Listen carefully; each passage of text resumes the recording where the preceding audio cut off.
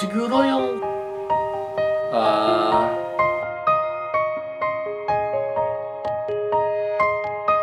Sa leader ko po, si Kuya Arbs. Si Kuya Lester. Yung leader ko, si Ate Sheila. Dati ako yung klase ng taong di takot gumawa ng kasalanan. In short, rebelde. Minsan umabot na nga sa point na nakagawa na ako ng masama sa parents ko. Kasi para sa akin yung pagsunod, wala naman talagang sense. Kasi yung alam ko, yung sinusunod ko lang nakikinabang dun. Lahat naman siguro tayo nahihirapan pagdating sa pagdidesisyon. Lalo na kung ang pagpipilian mo lang ay yung tama at yung gusto mo. Maraming beses na nga dumating sa point na eto yung gusto ko pero malinaw sa akin na hindi yung tama. Madalas, nagde-decide ako sa sarili ko lang kagustuhan. Kaya ang result, hindi maganda. And at the end of the day, na-realize ko na hindi pala ako masaya. Dati, nabubuhay lang ako bilang isang anak, estudyante, bilang isang lalaki. Noong mga panahon yun, ginagawa ko lang kung anong gusto ko. Ginagawa ko yung mga bagay kung saan ako masaya. Kahit hindi ko sigurado kung saan ako dadalhin ng mga bagay na yun. Sa madaling salita, yung buhay ko dati, walang patutunguhan. Nung nakilala ko si Ate Sheila, malaki talaga yung nagbago. Marami akong natutunan sa kanya when it comes in decision making. Inayos namin yung mga dapat ayusin at every time na nahihirapan ako sa pagde-decide, palagi siyang nandyan. Di siya nagsasawang paalalahanan ako. One time, may pinakilala sa akin ng mga classmate ko, isang malaking lalaki. At siya yung cell leader ko, si Kuya Arbs. Ang gwapong-gwapo kong cell leader. Unang pagkakakilala ko sa kanya, feeling close. One time, muntik na nga rin kami mag-away Kasi, masyado nga ako ma-pride.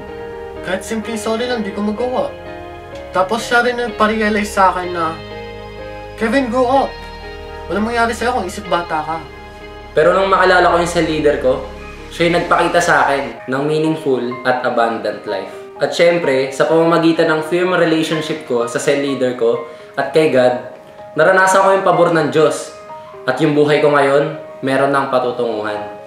Iba pala yung feeling kapag may someone na nag-guide sa'yo. Sobrang na-appreciate ko yung effort niya. Dahil doon, sobrang thankful talaga ako dahil nakilala ko siya. Ngayon, mas naging better person na ako. Hindi na ako magdadalawang isip kung anong pipiliin ko dahil naniniwala ako na mas the best yung plano ni God sa buhay ko. Tapos yun naman, ang daming blessing, favor, family restoration, kahit yung mga bagay na di ko hinihingi, binibigay sa akin. Grabe talaga pag sumusunod ka sa leader mo. Submission is not about authority, it's all about relationship, love, respect, and obedience. Naging malinaw sa akin yung future ko at napakagandang plano ni God sa buhay ko. At cell leader ko yung tumulong sa akin para masecure ko yung mga bagay na yun. Sabi nga sa verse na, Genesis 28:15, I am with you and will watch over you wherever you go. And I will bring back you to this land. I will not leave you until I have done what I have promised you. Si God, lagi siya nakatingin sa atin kung anong gagawin natin. Hindi siya nandiyan para tignan yung pagkakamali mo. Okay, kung ilang beses ka nadapa. Ang tinitignan niya ay sa ilang beses mong pagkadapa, ilang beses ka bang bumangon. Kasi yun yung mahalaga sa kanya dahil gusto niyang marating mo yung plano niya sa buhay mo.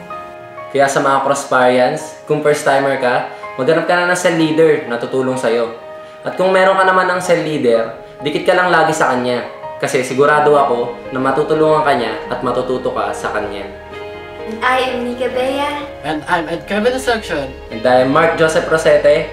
And I believe That we are Better together.